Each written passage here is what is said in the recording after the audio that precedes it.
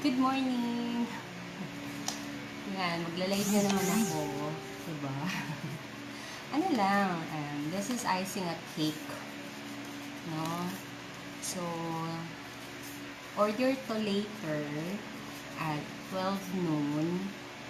Well, 12:30 yung delivery niya. So, naisipan ko na naman mag-live just to share how to ice and fill a cake. Now, this cake is actually moist cake, my own recipe. Okay? Tapos, this moist cake is yung recipe niya given for workshops. So, workshops that I do, that I conduct. Okay? Ganito siya ka-moist. Yan. So, later, pag nagising si baby, kakainin na naman niya to. Okay? So, when you bake a cake, meron kasi yung pinaka-top niya, 'di ba? Lalo na kapag moist cake, ganyan siya, kumikinang-kinang. So, kaya siya may guhit-guhit na ganyan kasi I use, cutting this one, I use this, kita ba? Ayan. Leveler. Yun. So, I use this one. Para makita ko, maigi kung pantay siya, no? So, ayun. Just sharing with you how to fill and ice a cake, preparing for covering fondant. No? So the icing that I use is actually the crusting buttercream icing that I shared, pero this time chocolate flavor siya. Yun. Okay, kapag nag-bake kayo ng cake and then you notice like this one on top, actually lagi namang meron on top of your cakes, diba? Mapa-chiffon pa yan, basta may tinatawag, ang tawag nga ni Mrs. Galang doon is balakubak nga daw.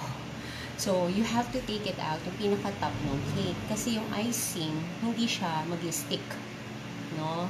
So, every time I do my cakes, I have to level it, of course. Tapos, kahit pantay na siya, I have to level pa. Kasi yung pinaka-top niya is shiny, tapos hindi mag-i-stick ng matibay yung icing. And of course, the reason is, my baby wants to eat the top of my cakes. Yun, so, may scrap. Ayan. So, konti lang naman yung pinaka-top na tinanggal ko. This cake size is 6x4. Pero, when I do my cakes, even lumagpas siya ng by 4, fine with me. Kasi, ayoko rin masyadong kumain ng cake si baby. So, dahil kung panay-panay ang kain niya ng cake, nako, delikado. Okay. So, hi everyone. So, medyo biglaan lang din yung pag-live. Thank you for tuning in again. So, I'm enjoying my new space. This is actually a new arrangement in my kitchen, aka baking studio. Kasi I'll be taping my online-based baking courses this weekend. So, watch out na lang po kayo for the announcement kung kailan lalabas yung mga online classes ko. Kasi madaming nagtatanong, how about in this location, in that location, pero hindi po kaya ng powers ko lagi yung mga ganong eksena na pupunta kasi ganito, ganyan. So, probably, if given a chance, makakapunta ako. Pero kung hindi naman, so online courses muna tayo. Okay? So, first to do is to set your cake board, of course. Kailangan malinis siya. Hindi porke galing sa stock room is okay na. Kailangan pinunasan mo siya. Actually, most of the time, ang ginagawa ko is get a clean tissue paper, tapos put a distilled vinegar, then punasan mo siya, yung pinaka-cake board. But having cake boards like may mga colors like this one, be careful lang kasi pag na-scratch mo siya, natatanggal yung kulay, nag-fade, something like that, no? So, yun, punas lang kasi it has to be cleaned. Okay, tapos, on your cake board, bago mo pa ilagay yung cake, kasi moist masyado ito kaya hindi ko na nilagay sa ilalim, you have to put icing here. Okay, nilagay na natin. Para hindi dumulas yung cake. Yan. Okay? So, the reason I'm using this, 6 by 4 yung cake ko, pero the cake board is 10 inches because makeup theme itong gagawin ko. So, there are makeups in here. Diba? Yung mga powder, mga brushes. That's why 10 inches yung cake board. Ma'am Marlene, yung recipe kasi ng chocolate cake ko, not for sharing po. It's for the workshop. Okay? So, yung workshop na kinoconduct ko, dun ko po siya sinishare. Alright? Okay. Ayan. So, to share with you, if you are able to find a very sensible recipe, pag sinabing sensible, yung easy recipe, if you found the recipe like butter yung ingredients niya, to make it moist, okay, to make it moist, you put shortening. So, let's say yung butter given is 1 cup. So, you make it like 3/4 cup ng butter, tapos 1/2 cup ng shortening. Or, 3/4 cup ng butter, tapos 1/4 cup ng shortening. So, sige, ano yung sinasabi ni teacher? Ganito po yun. Butter makes your cake delicious. Okay? But it tends to dry your cakes. Alright? So, to make it moist, if given dun sa recipe is 1 cup ng butter, you make it 3/4 cup ng butter, tapos 1/4 cup ni shortening. Para, hindi ganun magdadry yung cake mo. Okay? So, find a sensible recipe that you could use easily. Marami naman po dyan on the internet. But this chocolate recipe po kasi, I'm just sharing this sa mga workshops ko. Okay? So, yan. So, you put icing on the bottom of this one, bottom of the cake. Tapos, of course, kailangan po nile-level yung cake. So, a very easy tool is to use the leveler. Okay, nabubulol. Leveler. This one is 170 pesos 2 years ago. Hindi ko na alam kung magkano siya ngayon. Okay? Tapos, you put icing on top. Actually, this one, i-eyeball mo lang siya. For me, I don't need much icing yung sasabihin mong kakapalan mo just to reach out the 6 by 4 or yung icing mo like 1/2 inch. Hindi ko siya ginagawa. Ayoko nang ganun. Yung parang taste like puro icing na lang ba. Ayan. So, i-eyeball mo na lang siya. Right? Just to make it level. Ayan.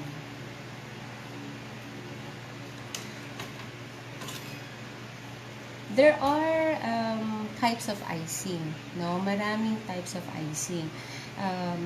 Some papers, they do yung lalagyan muna ng icing dito pa bilog, diba? They use a tip, yung bilog na piping tip. Tapos, lalagyan nila ng icing dito sa gilid. Tapos, tsaka nila i-fill yung loob. Okay? So, okay yon.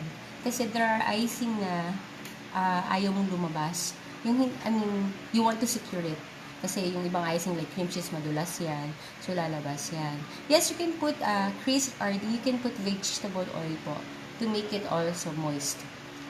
Yan. So, ano pa ba? Some bakers, they also use the piping tip, yung bilog ulit. Tapos, ganito sila maglagay ng icing. And then, tsaka nila i-spread. So, marami naman techniques. But what I do is the simplest one to share with you. So, lagay ka ng pack of icing in here. Tapos, i-spread mo siya using your spatula. Okay. So, okay na siya. You put another cake on top. Okay. So, as you can see, manipis lang yung icing niya.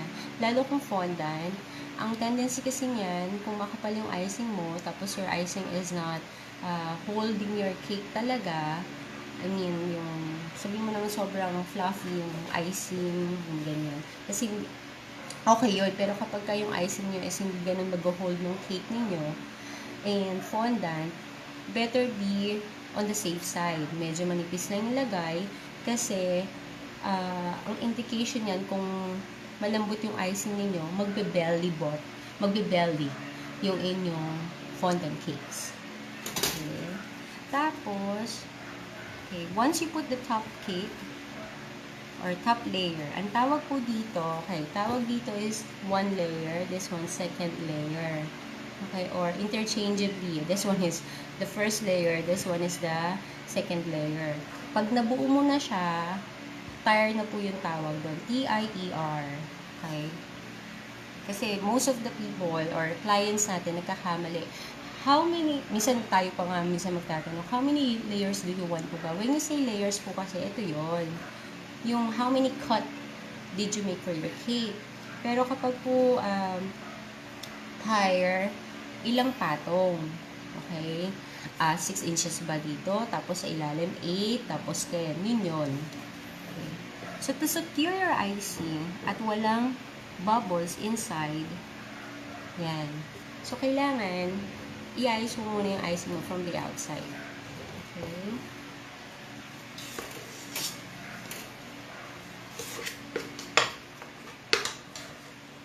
Tapos, you put on the top of your cake.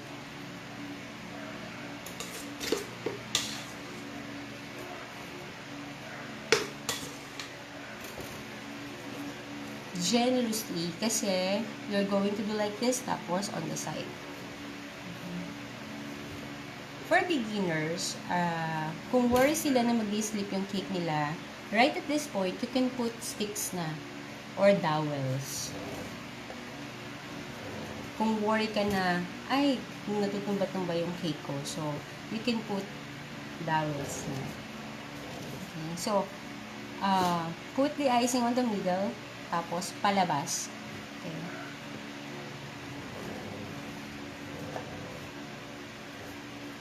It's very useful if you have a turntable, kasi yung turntable ang mag-work for you, pero yung spatula mo on top is naka-steady lang.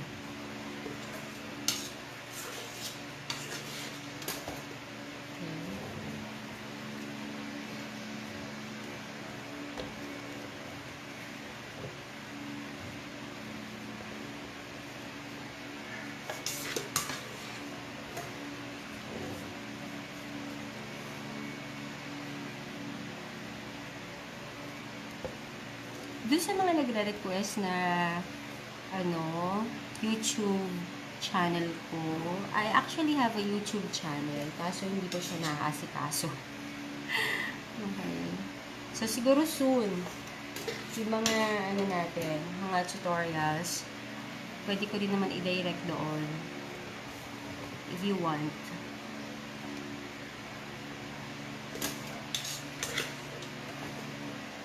So, be careful lang when you do your side icing. Kung ayaw mo magmukhang mess yung ginagawa mo.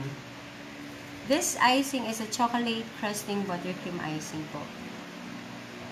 So, I share with you yung basic, diba? So, try to discover how to make it chocolate flavor by substituting some of the icing powder to cocoa powder. Yun lang naman. According to your taste na po kasi yan. So, kung gusto mo na medyo mapait, or minsan yung color pa nga if you want it na medyo dark, put more cocoa powder. But be sure, wag naman yung mapait. Kawawa naman yung kakain. Kasi lalo na yung mga unsweetened cocoa powder, diba? Mapapait talaga yan. Okay, if you are working here na, yung pinaka-ilalim, kita ba? Yan. You have to make sure na merong icing yan sa loob, ha?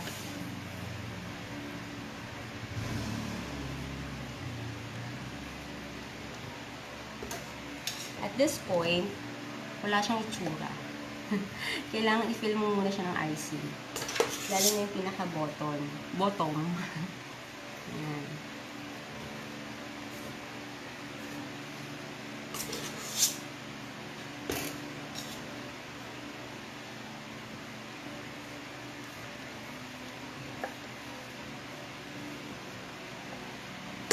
Okay. Tapos, most of the time, I use this one, ruler, exclusively for for icing of my cakes. But this time, I'm going to use this. Okay. Yan. Tapos, yung ilalim nito should be level on your cake board. So, wherever, you can start wherever you want. Okay? Sa harap niya, sa likod niya. Okay. So, let's start sa harap.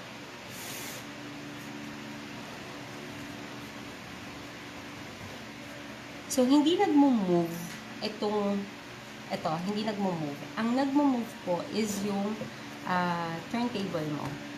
You can move it kung sanay ka na, pero kung hindi pa naman, ang dapat na nagmo-move is your turntable.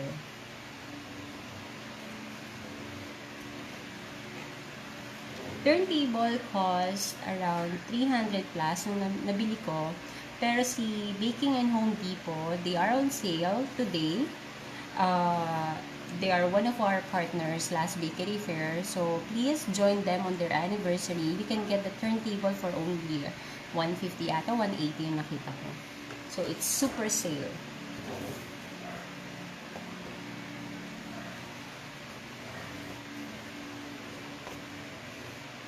Okay, pag ice mo ng cake, some of you asking, Ma'am, makapal po ba yung kailangan? No, hindi po. The need of the sides is yung tama lang na kumapit si fondant. Hindi po kailangan ng makapal. Okay. So, for sometimes, yung cake mo, ito na yung cake, tapos nakadikit na talaga yung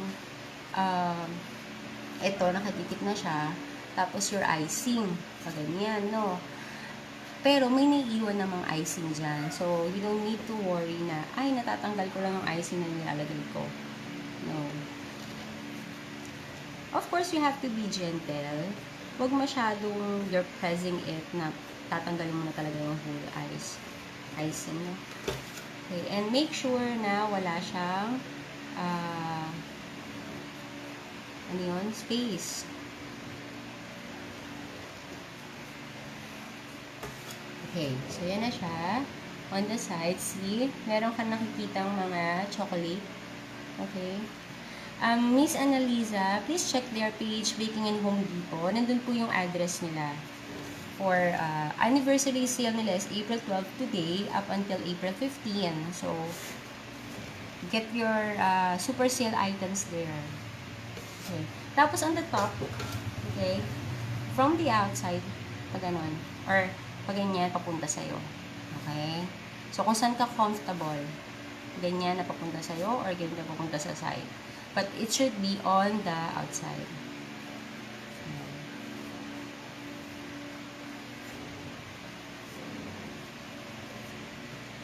Tapos, ganun pa rin. What I do is, I stick my tool here on the top. Tapos, ito yung likot yan. Ganyan. So, in that case, papantayin mo yung gilid niya lalo na. Okay? So, kung saan ka comfortable, para mapantay mo siya, do not worry na, oy, nag-i-slip siya on the side. Of course, iano mo yan eh. Papasadahan mo ulit yung outside. Diba? Sa E. Rodriguez po yung Baking and Home Depot. Baking and Home Depot. Yun po yung pangalan. So, check their page para mas, sure sa address, paano pagpunta, and their sale items are also posted there. Yan. Tapos, side ka ulit. On the side,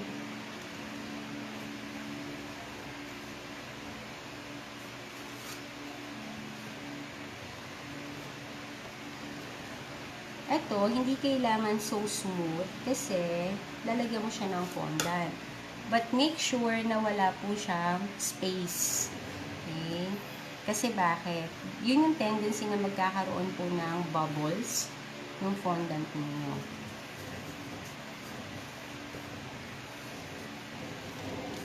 So, I'm using the crusting buttercream icing that I shared. Chocolate flavor lang siya. So, yung mga hindi nakakuha ng recipe. I posted na rin lahat ng mga tutorials ko yesterday. So, just try to search my name, tapos andun yung mga links. Okay? Yan. So, what I do now is, nilalagyan ko yung mga sides na nakitaan ko ng butas or space. Okay na. So, beginner, actually, nag-ice ako before. When I was a beginner, siguro mga 30 to 40 minutes. Okay? But this time, inaabot lang ako ng 10, minsan 5 pag nagmamadali. So, practice lang ng practice. Kayang-kaya niyo yan.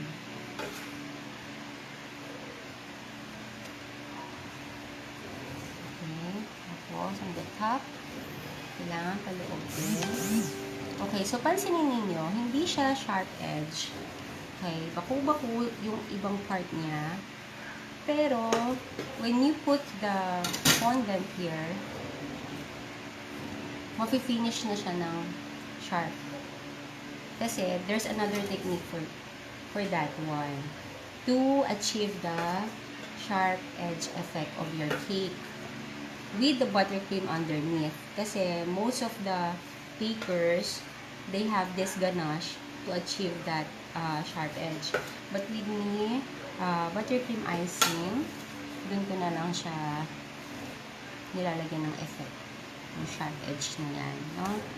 Okay, I already shared na rin naman how to achieve that one. So, just search my name.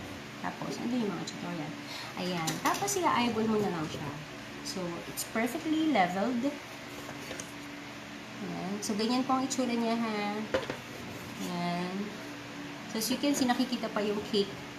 Pero, it's perfect for covering na with fondant. So, what you do next, before you have to chill it, siguro mga 5-10 minutes. Yung akin kasi, nasa number 6 yung temp niya. So, minsan, chinichill ko siya. Actually, pag nilagay ko to sa rep, I will prepare naman my fondant cover. Tapos, once ready na, mga 5-10 minutes lang ready na siya, then, i-cover ko na siya agad. Okay. So, clean up muna yung gilid para ready na siya for your fondant.